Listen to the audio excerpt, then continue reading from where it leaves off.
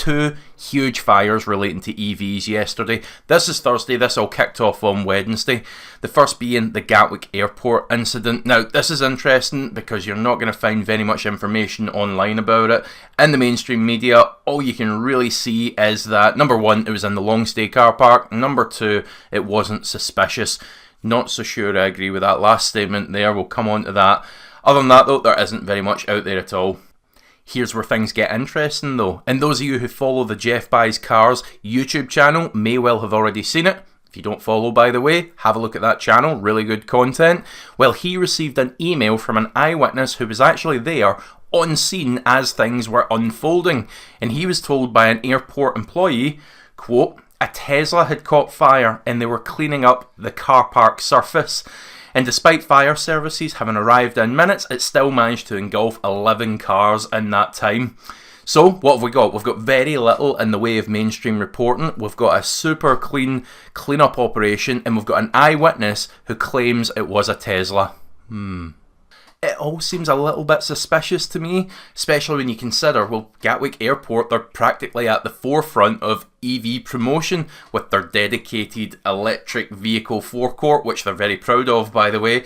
They certainly wouldn't want news of an EV mishap spreading like that fire now, would they? Okay, next fire story. It's all happening this week, isn't it? Now this is a confirmed EV fire at a breaker's yard in Rochford. Am I saying that right? Scottish people have trouble pronouncing English towns sometimes. Or maybe not Scottish people, maybe just me. Rochford? Rochford. Anyway, let's read it. So, a fault in an electric vehicle caused a salvage yard blaze which left 8 cars on fire. Crews were called to Bricksfield Way in Rochford, Essex, at 47 minutes past 8 on Wednesday.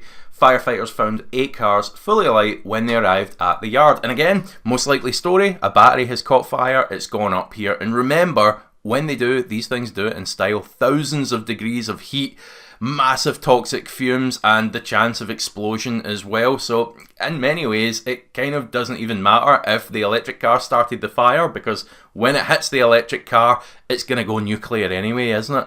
So, 18 cars in total destroyed in the last 24 hours or so as a result of suspected EV-related fires. And remember, only 2 of these vehicles were confirmed EVs. There's every chance that the other 16 were fairly innocent internally combustion engine cars, and they copped it just because they were in the immediate vicinity. People wonder why we see all our insurance premiums rise. There's why exactly. Question for you now, if you're parking in a car park, let's say it's a multi-storey, would you park your car next to an EV, or would you try and position it as far away as possible? Genuinely interested to hear thoughts there, so drop it into the comments section below. As ever, thank you so much for watching. Please do hit that subscribe button if you've enjoyed this video and give it a like. I'll see you for the next one.